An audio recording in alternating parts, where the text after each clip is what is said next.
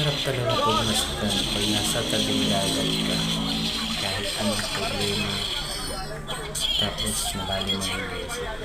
Tingin ka lang sa tabi ng mga dagat. Sari-saring tao, mga naliligo. Minsan nakakawalang problema din pa mga ganito.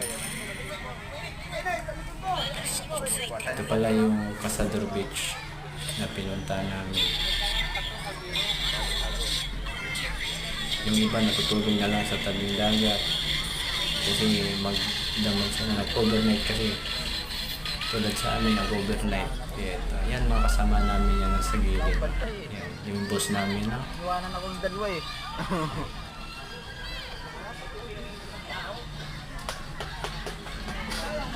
Mahirap talaga pag computer ka, pag hindi mo lang, hindi ka agad kasama.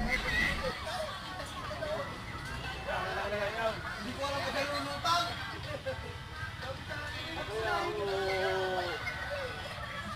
Ano ka man, oy?